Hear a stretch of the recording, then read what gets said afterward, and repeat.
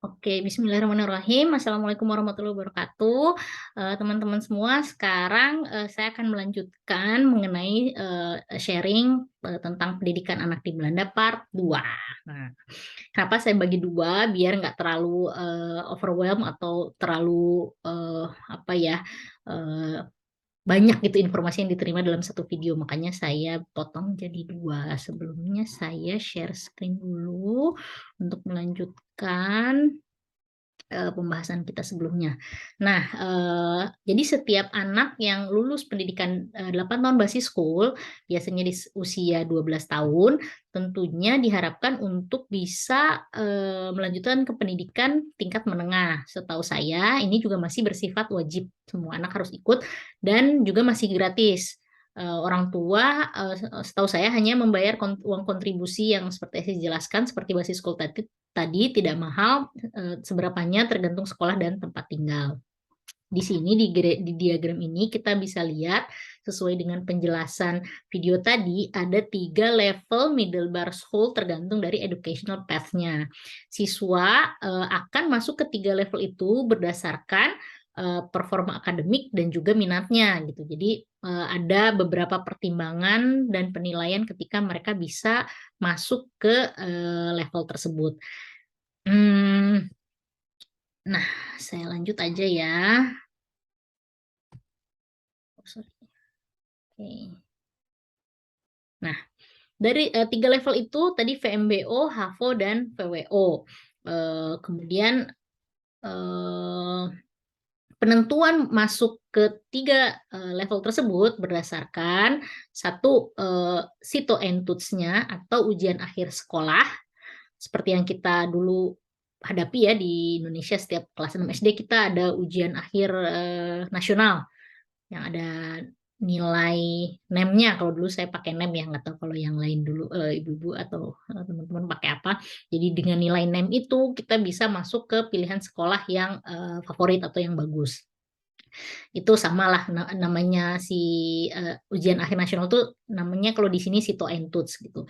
Terus ada juga pertimbangan rekomendasi dari sekolah. Selain itu ada juga hasil diskusi si anak dan juga orang tua. Rekomendasi ini maksudnya apa? Jadi katanya sih rekomendasi itu menjadi acuan yang lebih utama daripada si Sito and Tuts-nya. Soalnya sekolah kan sudah mengikuti perjalanan akademik si anak ya dari mulai grup 1 sampai grup 8 gitu. Dan dia memantau setiap perkembangan dan juga nilai-nilai ataupun hasil yang diberikan si anak ketika menempuh pendidikan di tiap jenjang dari grup 1 sampai grup 8. Nah, jadi setiap level itu, setiap grup itu, jadi pas di kelas 1 gitu ya, atau di grup 3, grup 4, 5, 6 itu anak-anak juga tetap punya namanya ujian akhir semester atau ujian tengah semester. Mungkin nanti saya jelaskan di slide ini deh setelahnya.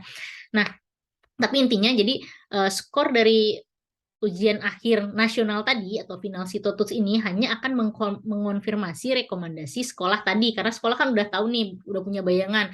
Nih anaknya ternyata emang dari awal tuh memang bagus gitu performanya dan finalnya juga ternyata bagus. Jadi sesuai gitu rekomendasi dan dengan final Sitotuts gitu. Jadi track recordnya jelas. Nggak cuma, jadi ini akan mencegah hal-hal yang kalau dulu namanya misalnya kita lagi ujian akhir nasional ya pas kelas 6 SD atau pas kelas 3 SMP terus tiba-tiba kita kejeblos gitu ujian akhirnya tuh jelek atau misalnya tidak sebagus yang biasanya kita lakukan gitu. Nah, kalau misalnya pas ujian akhir nasional ini jelek, kita bisa berujung ke dapat sekolah yang bukan favorit atau yang bukan kita inginkan gitu. Hasil NEM akhirnya jelek gitu, si rapot yang udah kita punya dari kelas 1 sampai kelas 6 itu kayak udah nggak ada artinya. Atau di kelas 1 sampai kelas 3 SMP kita punya rapot nih. Rapot kita tuh bagus, tapi ternyata pas lagi di ujian akhir jeblok. Nah, itu tuh rapot tuh nggak banyak membantu kalau misalnya di Indonesia ya dulu zaman saya kayaknya sekarang udah enggak, saya wallahu alam nggak tahu. Nah, kalau di Belanda itu enggak. Jadi mereka punya semua track record si anak dari grup 1 sampai grup 8, kemudian dan final Citotuts-nya untuk mengonfirmasi kemampuan si anak tadi gitu. Apa sih yang disebut dengan Citotuts ini? Ngomong-ngomong dari tadi dibilangnya Cito. Biasanya kita bilangnya Cito. Sito itu bisa dibilang sebagai ujian kompetensi siswa yang diadakan 2 kali setahun di tengah dan akhir tahun ajaran. Kalau di Indonesia kan kita punya ujian tengah semester ya UTS dan ujian akhir semester UAS gitu. Nah, tapi bedanya ujiannya itu sebenarnya nggak banyak, cuman ada 3 yang utama. Yang pertama itu reading comprehension, jadi bagaimana anak itu memahami bahasa, ya mungkin bahasa Indonesia kali ya untuk kita. Bagaimana dia bisa memahami suatu teks dengan baik gitu, dan kemampuan berbahasanya seperti apa. Terus yang kedua itu spelling dan technical reading, jadi mereka juga belajar spelling ya, karena kalau di Indonesia kita dulu mengeja itu kayak cuma sampai kelas 3 atau mungkin, tapi di sini spelling tuh terus gitu karena memang suka ada kesalahan-kesalahan dalam menulis gitu. Jadi lebih ke spelling, technical reading, jadi anak tuh disuruh membaca gitu, juga bacanya itu dalam beberapa menit tuh dapat berapa paragraf gitu atau berapa line. Setahu saya itu, dan juga matematika gitu, itu yang penting ya. Ada 3. Nah, nilai tes yang didapatkan di situ bukan dalam bentuk angka. Jadi nggak ada angka misalnya 1 sampai 10 atau 10 sampai 100, itu nggak ada. Tapi hasil tes itu dinyatakan dalam angka Romawi 1 sampai 5. Maksudnya apa? Murid-murid itu akan dikelompokkan dengan range antara 1 sampai 5 tadi. Range atas atau rute tinggi adalah 1 dan terendah adalah 5. Sebaran tiap range untuk dalam satu kelas itu 20%. Jadi misalnya ada 100 anak, banyak banget ya. Jangan 100 deh, misalnya ada 20 anak di kelas gitu, dan terus ada 5 range. Jadi kalau misalnya 20%, berarti kira-kira ada dari 20 anak itu ada 4 anak yang di range 1, ada 4 anak yang di range 2, ada 3 anak yang 4 anak lagi di range 3 dan seterusnya. Jadi mereka kayak disebar gitu, dilihat di mana mereka range hasil kemampuan mereka itu ada di range atas, tengah atau bawah gitu. Jadi bukan berdasarkan ranking gitu. Jadi kita nggak tahu misalnya anak kita ada di range 1, tapi kita nggak tahu dia itu ranking 1 atau enggak gitu, karena nggak ada yang namanya ranking. Atau misalnya anak ini ada di range 5, kita tuh nggak tahu dia itu ranking terbawah atau enggak, karena memang nggak ada urutan, jadi nggak diurut gitu. Kamu ranking 20 misalnya, itu nggak ada. Oh, ini udah saya sebutkan ya. Nah, ini salah satu contoh rapot dari atau contoh hasil Citotuts ya, yang ditulis di rapot. Bukan final Citotuts ya, tapi kayak Citotuts yang tahunan, yang tadi apa yang dijalani anak tiap tengah atau akhir semester. Ada 2, jadi ini yang hasil tengah semester, ini akhir semester. Bisa dilihat di sini, ini tuh rekanan itu matematika, lesson itu membaca, tal itu bahasa. Dan si kategori nilainya bukan berdasarkan dapat skornya 1 sampai 10 gitu, enggak, tapi mereka menuliskan seperti ini. Dari O itu tidak cukup, M itu biasa, V itu cukup, RV itu lebih dari cukup, dan H itu good ya, bagus. Jadi paling bagus itu ada di good ini. Dan ketika mereka lihat di sitonya, mereka urut-urutkan atau mereka lihat sebarannya, ternyata si anak ini ada di range 1 kayak gitu dan seterusnya. Jadi ini yang kita dapatkan, bukan kayak nilai kuantitatif angka seperti itu. Dan juga nggak ada rapot merah gitu karena nggak ditulis dengan tinta merah. Ini ya, udah saya ini. Nah, bagaimana dengan rapot yang lain? Nilai rapot yang lain itu biasanya kebanyakan secara kualitatif. Jadi guru tidak hanya menilai dari apa namanya tuh, mata pelajarannya aja. Misalnya anak saya misalnya udah belajar mengenai sejarah, udah belajar mengenai sains gitu ya. Tapi nggak ada juga apa tuh namanya nilai-nilai kuantitatif tadi, oh di sainsnya dia udah dapat berapa gitu, itu nggak ada. Tapi juga ada jabaran secara kualitatif mengenai kemampuan si anak bersosialisasi, kemampuan si anak bekerja sama, kemampuan anak soft skill-nya, juga bagaimana ritme dia belajar gitu kan. Kayak gini nih ya, ini tuh dia menjelaskan mengenai bagaimana anak itu belajar, bagaimana sih dia temponya ketika belajar, apakah cukup atau bagus atau kurang, bagaimana motivasi dia belajar, bagaimana ketika dia belajar itu bekerja sama dengan teman-teman itu bagaimana, itu juga dinilai gitu. Nggak cuman dari nilai secara kuantitatif. Yang menarik lagi, suka ada komentar dari guru untuk si anak secara personal gitu. Jadi guru tuh kayak memberikan, oh kamu harus, jadi salah satunya nih gurunya di sini tuh bilang gini, sebenarnya membuat kesalahan itu nggak apa-apa, kamu jangan ragu-ragu untuk mencoba gitu, karena lebih baik mencoba daripada kamu nanti nggak tahu kamu itu bisa atau enggak gitu. Jadi dia memberikan komentar seperti itu. Artinya dia memahami kalau si anak ini ternyata eee, agak ragu-ragu gitu kalau dalam mengerjakan sesuatu. Terus dia bilang juga, "Boleh loh bertanya, boleh loh minta bantuan," kayak gitu. Itu kan salah satu, apa ya, komentar yang membangun ya untuk anaknya. Jadi nggak cuman secara, intelijen gitu si anaknya secara apa, ya, eee,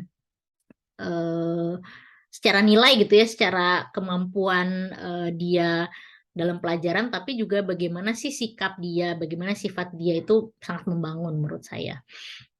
Nah, sebenarnya banyak sekali sebenarnya pengen saya sharing, eee, cuman saya harus milih mana yang mau saya sharing. Jadi banyak ya, budaya dan pola pendidikan di Belanda itu yang menarik dan, menurut saya itu juga bisa kita implementasikan atau juga bisa kita contoh gitu sebagai orang tua atau misalnya sebagai, guru ya, kalau misalnya ada guru di sini.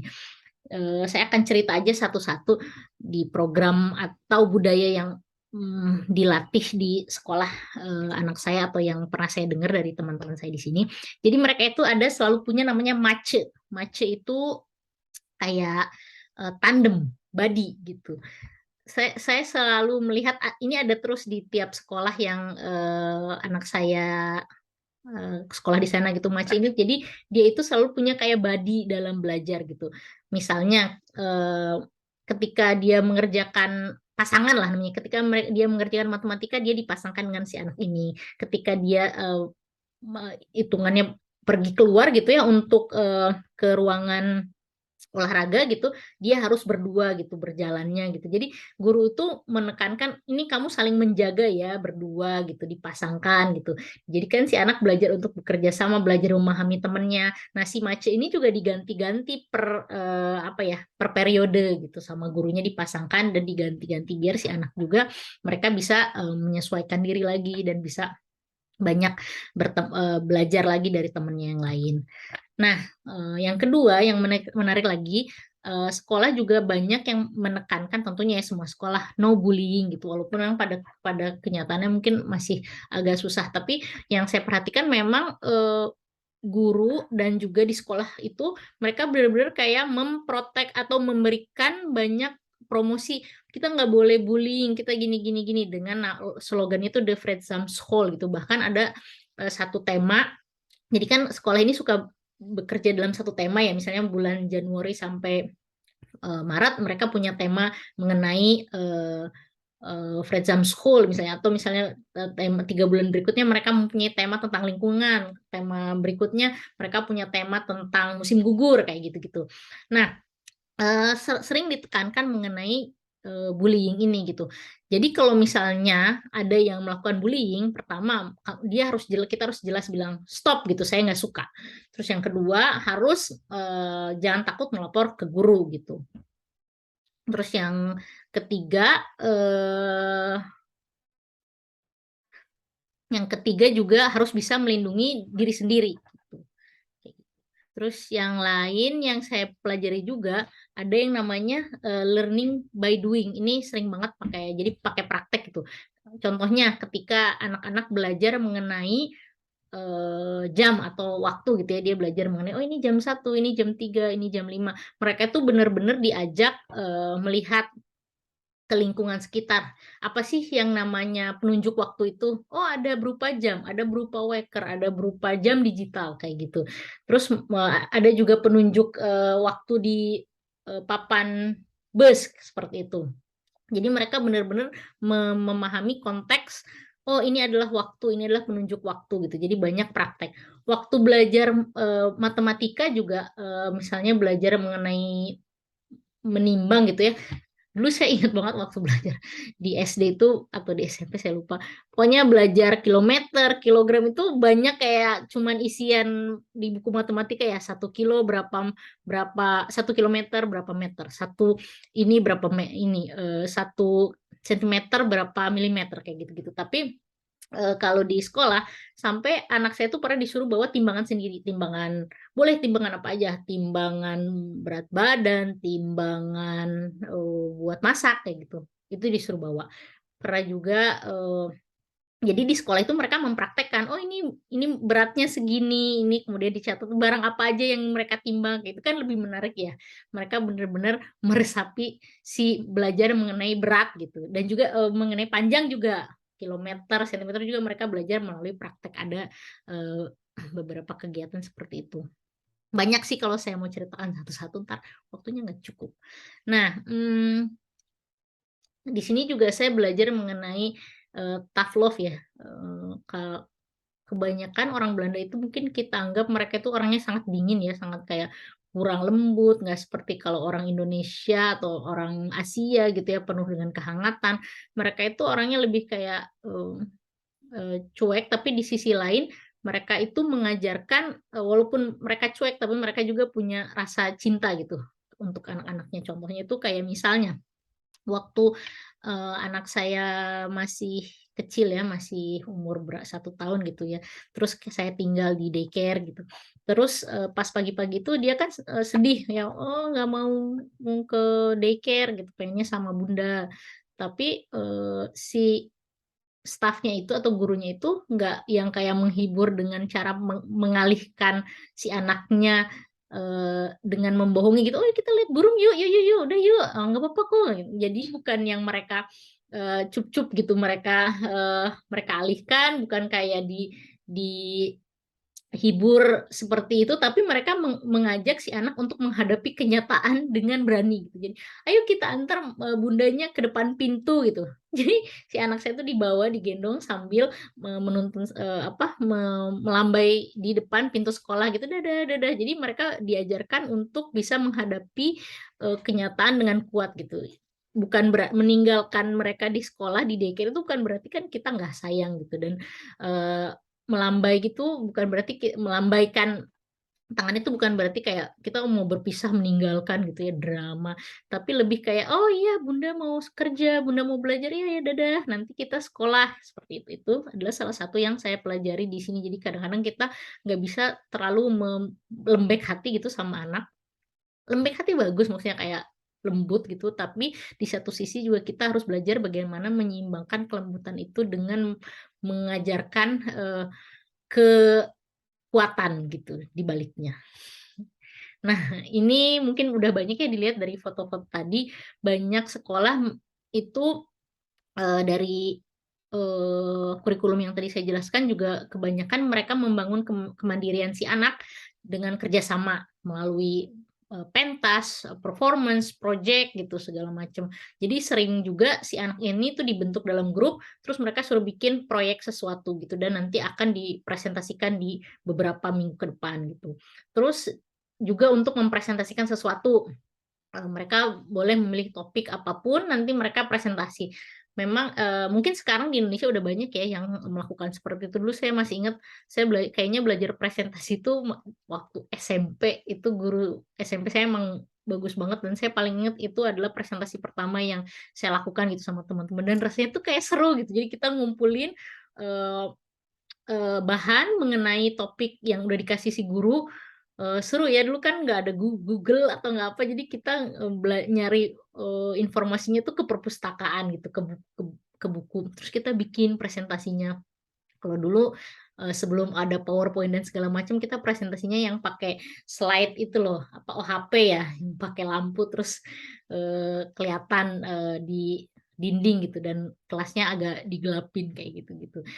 Jadi kan di situ mereka mengajarkan, kerjasama dan juga kemandirian untuk mencari info sendiri, mencari, apa, pengetahuan sendiri dan nanti ketika mereka udah bener-bener paham gitu ya sama yang mereka olah di topik yang dikasih, terus mereka suruh presentasi gitu untuk sharing ke teman-teman yang tentang ini nih, gitu. Itu juga, salah satu yang menarik. Terus, seperti yang tadi saya di kurikulum-kurikulum yang saya jelaskan, banyak memang, sekolah di Belanda itu mereka sangat membangun, kepercayaan diri anaknya ya, bebas berpendapat, "Oh silakan bertanya, jangan malu-malu, jangan takut, nggak usah takut salah," gitu. There's no stupid questions gitu pokoknya. Mereka selalu bilang kayak gitu. Dan, tadi rapot dan ujian yang tadi udah saya jelaskan ya, rapot dan ujiannya itu sistemnya menurut saya menarik gitu. Nggak cuman lihat dari kuantitatif saja gitu. Dan stimulus membaca yang besar gitu. Di sini juga sangat banyak event-event yang sangat menstimulus anak-anak untuk, senang dan suka membaca, agar menikmati proses membaca. Salah satunya ini nih, jadi selalu ada tiap tahun itu mereka mengadakan event namanya Kinderboeken Week gitu ya, atau pesta buku, pekan membaca nasional kayak gitu-gitu. Di dalamnya tuh ada banyak aktivitas terkait membaca nih ya, namanya yang tahun ini tuh nama Kinderboeken Week-nya itu sesuai tema, namanya Hihahrun, kayak gitu. Kemudian, ada juga kunjungan ke perpustakaan dan tentunya fasilitas perpustakaannya itu juga menyenangkan seperti ini gitu. Jadi anak-anak ke perpustakaan itu dengan, antusias gitu, bukan kayak, perpustakaan boring atau apa gitu, enggak, tapi lebih, kepada mikirnya tuh kayak buat tempat main gitu di situ. Eee Kegiatan membaca yang fun juga mereka juga nggak cuman, menyuruh anak-anak, "Ayo baca-baca," gitu, tapi mereka juga berusaha sekolah itu melibatkan orang tua dalam proses membaca ini, supaya anak-anak tuh tetap fun gitu dalam membaca. Contohnya, biasanya, eee, kayak kan mereka masuk 8:30 tuh, tapi udah boleh masuk kelas tuh dari sekitar, jam 8:15 atau 8:20. Biasanya orang tua nganter ke dalam kelas, habis itu orang tua, ini ikut duduk dan membaca sama si anaknya gitu. "Oh ya mau pilih buku apa? Ayo kita baca bersama-sama," kayak gitu. Jadi si anak pun merasa kayak orang tuanya itu ikut terlibat gitu dalam kegiatan membaca tersebut. Itu kegiatan seperti ini kayaknya sampai grup 3 ya, atau grup 4 rasanya saya lupa, grup 3 mungkin atau grup 4 ya sekitaran lah, sekarang pas udah, kelas atas mereka udah tinggal masuk aja nggak ditemenin sama orang tua lagi, kayak gitu. Ada beberapa hikmah yang bisa diambil dari pendidikan Belanda tersebut, mungkin banyak banget, saya juga sebenarnya pengen sharing-nya banyak dan saya juga bingung pas diminta sharing itu kayak, "Oh bagian mana yang di-sharing ya?" Karena, satu satu satu topik tuh mungkin bisa kayak berkembang menjadi banyak gitu. Jadi pertama kita mungkin bisa memaklumi ya pendidikan anak di Belanda bisa sangat sistematis dan, terstruktur dan banyak support-nya yang besar ke sekolah karena memang negara itu punya peran penting gitu kepada, pendidikan gitu. Support-nya besar, mereka punya banyak mensubsidi sekolah, memberikan banyak subsidi untuk melakukan event-event seperti tadi dan juga, eee meningkatkan kesejahteraan guru gitu ya segala macam. Eee, jad Beda sama di Indonesia kan jumlah penduduk dan anak-anaknya itu kan banyak ya, melimpah ruah gitu. Makanya mungkin akan lebih, susah untuk kita mendapatkan pendidikan yang merata gitu dan juga, pendidikan yang, sama gitu untuk semua kalangan gitu. Kalau di Belanda bisa seperti itu ya karena kita lihat sendiri penduduknya nggak banyak, anak-anaknya juga nggak sebanyak di Indonesia. Jadi, mereka juga lebih bukan gampang ya, lebih mudah gitu ya mengatur si anak-anak yang dalam satu kelas cuman berjumlah 20 sampai 30. Tenaga kerja juga di sisi lain sangat terjamin dari segi pendapatan, jaminan sosial, kesejahteraan. kan kalau di Indonesia kita juga suka miris ya kalau guru-guru itu kayaknya tidak mendapatkan, jaminan sosial yang sesuai gitu dan, gajinya juga mungkin nggak nggak sesuai dengan burden kerja mereka yang banyak gitu, kan suka sedih ya. Nah, padahal di Belanda juga ini masih suka ada loh, demo buruh karena mereka menganggap burden kerja guru itu besar dan gajinya kurang banyak, itu masih ada. Padahal menurut saya udah, lumayan gitu ya, saya juga nggak terlalu tahu ya karena outsider, tapi masih suka ada demo buruh loh di sini. Nah, yang penting juga mungkin bisa dilihat dari penjabaran saya sebelumnya, kok nggak ada menekankan ini ya, kompetisi yang menang, nggak ada ranking, nggak membandingkan dengan anak lain, terus kayaknya kurang, eee, struggle gitu ya sekolahnya, nggak menantang. Bisa jadi, betul, maksudnya karena kita biasa di Indonesia itu segala macam itu dikompetisikan, mulai dari kompetisi menggambar, kompetisi lomba menggambar, lomba mewarnai, lomba menulis halus, lomba berpuisi, lomba bahkan ranking kayak gitu, semua selalu diurutkan gitu, dikompetisikan. Awalnya saya merasa itu adalah suatu pressure ya, eee, dan juga nggak bagus gitu buat, mental si anak. Tapi ketika saya udah lama di sini dan melihat anak-anak Belanda gitu, sebenarnya kompetisi itu juga nggak jelek-jelek amat, asal kita bisa melakukan sesuai dengan porsinya gitu. Dan itu adalah khas budaya orang Indonesia dan Asia gitu. Kita tuh bisa struggle, kita tuh bisa sukses karena kita itu punya rasa kompetitif yang tinggi gitu. Nggak salah asal kita nggak membandingkan tuh dengan orang lain gitu, kiri kanan, terus panik dan akhirnya kompetisinya jadi nggak sehat gitu.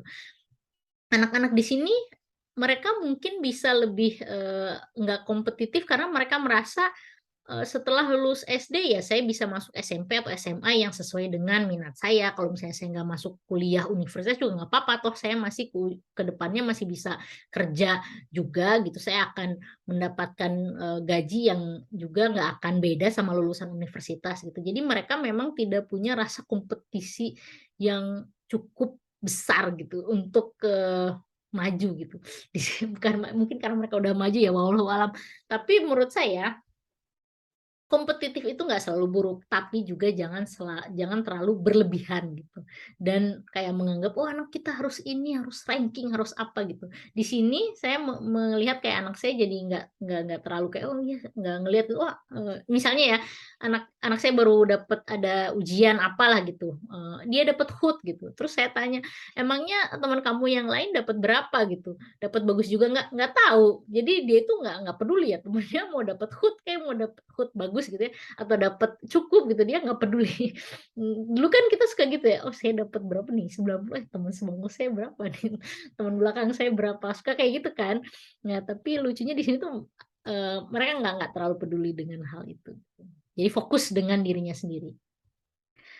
Mmm, Cerita lengkapnya mungkin bisa teman-teman baca di buku saya, di yang sebelumnya, yang kedua terbit yang pertama terbit di Alex, yang kedua terbit di NEA, dan insya Allah saya akan membuat buku yang ketiga, ditunggu ya dalam proses mudah-mudahan bisa selesai.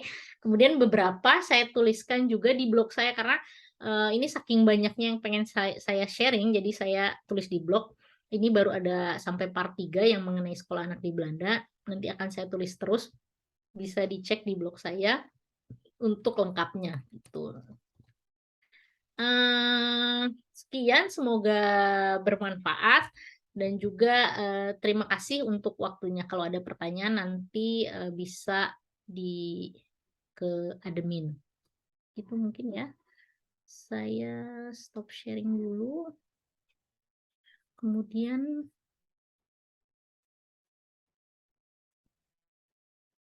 udah deh.